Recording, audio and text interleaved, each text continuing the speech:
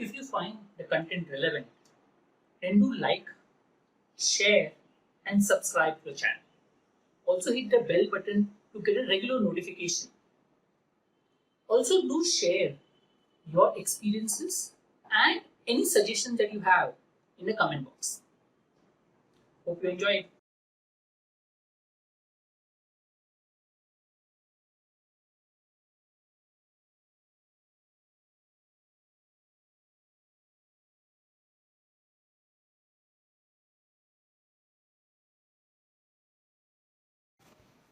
Hi, I'm Patrick, and this is the Ask Patrick series. So tomorrow is a SNAP examination. So the questions are basically based on SNAP. So what is a good attempt for the examination, SNAP exam tomorrow? Okay. Technically I would say 60, but sometimes 60 could be a bad attempt, because when you say 60, it means that you have to try to solve everything, including the tough questions, which waste a lot of time and ensures that you don't perform optimum. So 60 may not be a good attempt unless, you can really solve 60 questions. So always the key in examination is to leave the difficult questions and try to solve the easier questions. Therefore, 2 rounds. First round, try to solve all the easier questions. Second round, go to the medium level questions and solve. And leave the difficult questions. So there are, if I look at the first 2 slot paper, there are, questions which are a little difficult or more time consuming. So you have to leave those questions. How many are there depends on paper to paper, but there will be a few questions which will be really difficult, which takes time, and that you have to leave. So technically, a good attempt could be anything from 55 around, approximately. A very good attempt. But again, cutoff attempts does not actually finalize your score, because you may attempt 55 with a very low accuracy, and there could be people who attempted maybe 45, 46 with a very good accuracy, 100% accuracy, and get a final call.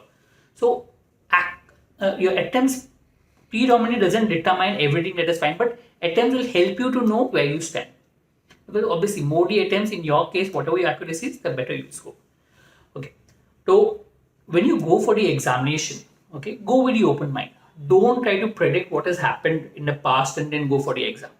Each exam is different, and you need to maximize the score in each specific exam. So when you go tomorrow for the exam, look at the paper separately from the previous attempts and try to maximize the score. Because if you keep those scores in your mind and you will think of the cutoffs and you think of everything else, it could just lead to more pressure in the exam. Those cutoffs technically may not even relate to what your cutoff about this paper will be.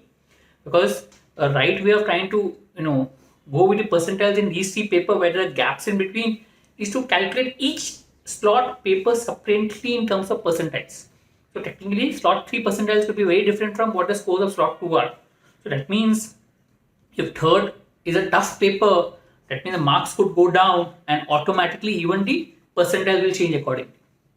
So you may get, maybe in tomorrow's paper at a lower marks, you may get into symbiosis. If the paper is easy, then you may have to score higher marks to get into symbiosis.